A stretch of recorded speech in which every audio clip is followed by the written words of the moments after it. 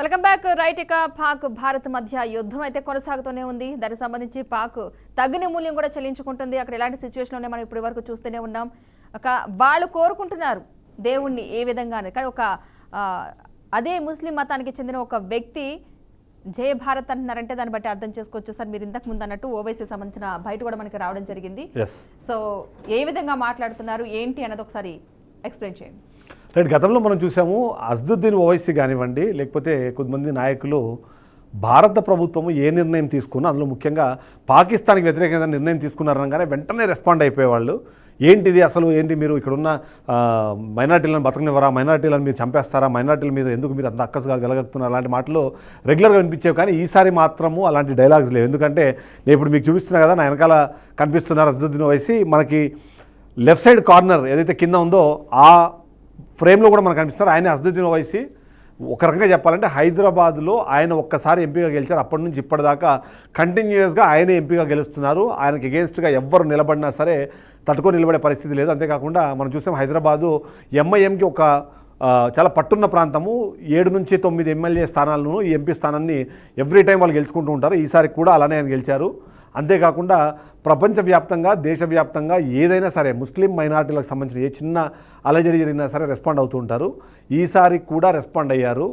అదే మైనారిటీలు, అదే ముస్లింలకు అనుకూలంగా, అదే సందర్భంలో పాకిస్తాన్కి వ్యతిరేకంగా. ఎస్, ఆయన బయట ఒకసారి విందాం మనం. ఆ బయట విన్న తర్వాత మళ్ళీ మన ఎక్స్ప్లెనేషన్ కంటిన్యూ చేద్దాము. అసదుద్దీన్ ఓవైసీ గారు, नारा लगाइए, हमारे साथ नारा लगाइए, पाकिस्तान मुर्दाबाद, पाकिस्तान मुर्दाबाद, भारत जिंदाबाद, भारत जिंदाबाद, बख्त अंसारी जिंदाबाद, अस्सलाम वालेकुम व रहमतुल्लाहि व बरकातहू। हमारे साथ नारा लगाइए, पाकिस्तान मुर्दाबाद। హమారే సాత్ నారా లగాయి అంటే నాతో పాటు మీరు కూడా నినదించండి.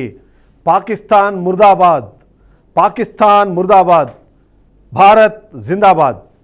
ఎప్పటికీ ఈ మాటలు వినలేమనుకున్నా నేను, నిజంగానే ఇవాళ విన్నాను. ఇది ఈరోజు బయట కాదు, కానీ గతంలోనే ఆయన మాట్లాడారు. దానికన్నా చాలా కీలకమైన అంశం ఏంటంటే ఆయన తలపాగాని ఒకసారి గమనించండి. ఆయన తలపాగాని ప్రతి ఒక్కరు గమనించండి. ఆ తలపాగా ఏంటంటే త్రివర్ణ పతాకం, అంటే 3 రంగులను ఆయన తల మీద ధరించి, 3 రంగులను ఆయన తల మీద ధరించి ఇవాళ భారత్ జిందాబాద్, పాకిస్తాన్ ముర్దాబాద్ అనే మాటలు మాట్లాడుతున్నారంటే భారతదేశము అందరినీ ఏకతాటిపైకి తీసుకురావడంలో, భారత ప్రభుత్వము అందరినీ ఒక్క మాట పైన నిలబడడానికి ఎలా ప్రేరేపించింది, ఎలా ముందుకు వెళ్ళింది అన్నదానికి ఇది ఎగ్జాంపుల్గా మనం చెప్పాలి. ఎందుకంటే చాలా సందర్భాల్లో, ప్రతి సందర్భంలో మనం చూస్తుంటాము, అటు రిపబ్లిక్ డే కానివ్వండి, ఇండిపెండెన్స్ డే కానివ్వండి, ఆయన జెండాను ఎగరేస్తారు కానీ జెండాకు వందనం చెయ్యరు. ఎస్, ఆన్ రికార్డ్ నేను చెప్తున్నాను. ఆయన జెండాను ఎగరేస్తారు కానీ జెండాకి ఏ రోజు వందనం చేయరు. కానీ ఇవాళ అదే త్రివర్ణాన్ని తన తలపాగాలాగా, తన కిరీటంలాగా మార్చుకొని ఇవాళ పాకిస్తాన్ ముర్దాబాద్, భారత్ జిందాబాద్ అంటున్నాడు. అంటే ఈ యుద్ధం అన్నదో లేదా ఈ పోరాటం ఏదైతే ఉందో భారతీయులందరినీ ఏకం చేసింది, ఒక్క తాటిపైకి తీసుకొచ్చింది. ఇక్కడ పార్టీలు లేవు, కులాలు లేవు, మతాలు లేవు, ప్రాంతాలు లేవు, వర్ణాలు లేవు, వర్గాలు లేవు, ఏమీ లేవు. అన్నీ ఉన్నదల్లా ఒక్కటే భారతీయత. ఆ భారతీయులందరి నోటా వినిపిస్తుంది ఒకటే మాట, భారత్ జిందాబాద్, భారత్ జిందాబాద్, పాకిస్తాన్ ముర్దాబాద్, పాకిస్తాన్ ముర్దాబాద్. అంటే పాకిస్తాన్ని ఈసారి నామరూపాలు లేకుండా చేయాలన్న ఆకాంక్ష ప్రతి ఒక్క భారతీయుల్లోనూ ఉంది. భారత్ కోరుకున్నది శాంతి. ఆ శాంతిని వీళ్ళు అశాంతిగా మార్చే ప్రయత్నం చేస్తున్నారు. ఎదురుబడి కొట్లాడలేక శిఖండుల్లా మారి టెర్రరిస్టుల మాటున భారత్తో యుద్ధం చేస్తున్నారు. ఆ యుద్ధానికి సమయం ఆసన్నమైందని భారత్ ఒక్కసారి హీంకరిస్తే ఒక్కసారిగా సింహంలాగా గర్జిస్తే ఇవాళ గర్జనకి అక్కడ పాకిస్తాను విలవిలలాడుతోంది. ఒక్క పంజా విసిరితే భారత్ ఇవాళ అన్నమో రామచంద్ర అనే స్థాయికి వెళ్ళిపోయింది.